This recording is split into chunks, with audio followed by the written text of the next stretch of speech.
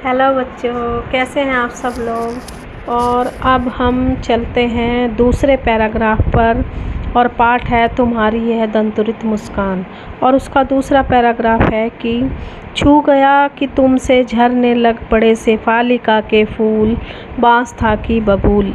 अब कवि कहता है कि अगर तुमसे बाँस का पेड़ छू जाए, अगर तुम बाँस के पेड़ को छू लो तो पता ही ना चले कि ये बाँस का पेड़ था कि शेफालिका के फूल का पेड़।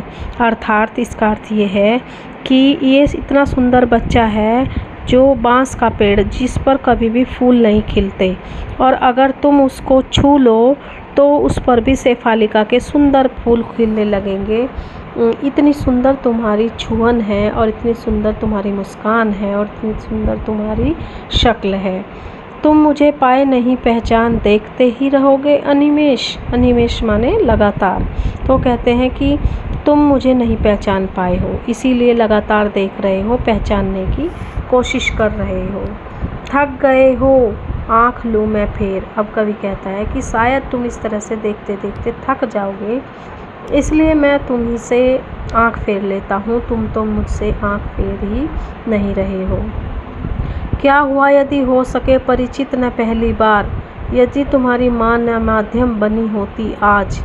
आगे कवि कहते हैं कि क्या हुआ यदि हो सके परिचित न पहली बार। अरे इस बात से क्या फ़र्क पड़ता है कि हम इससे पहले कभी एक दूसरे को जान नहीं पाए। परिचित न होना पहली बार माने इससे पहले हम एक दूसरे को जान ही नहीं पाए।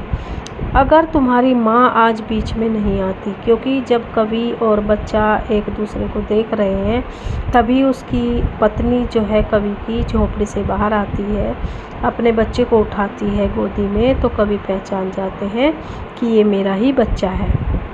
तो कहते हैं कि यदि तुम्हारी माँ आज बीच में नहीं आती तो मैं ना सकता देख, मैं ना पाता जान। तो ना मैं कभी तुम्हें देख पाता और ना कभी जान पाता कि इतना सुंदर कमल के फूल जैसा बच्चा मेरा ही है। इस तरह से तुम्हारी यह दंतुरित मुस्कान, धन्य तुम माँ भी तुम्हारी धन्य।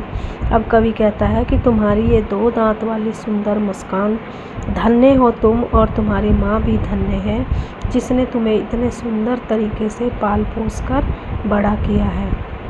ऐसे अब हमारा दूसरा पैराग्राफ ख़त्म हो गया है और तीसरा पैराग्राफ हम दूसरे शॉर्ट में आपको पढ़ाएंगे। Thank you.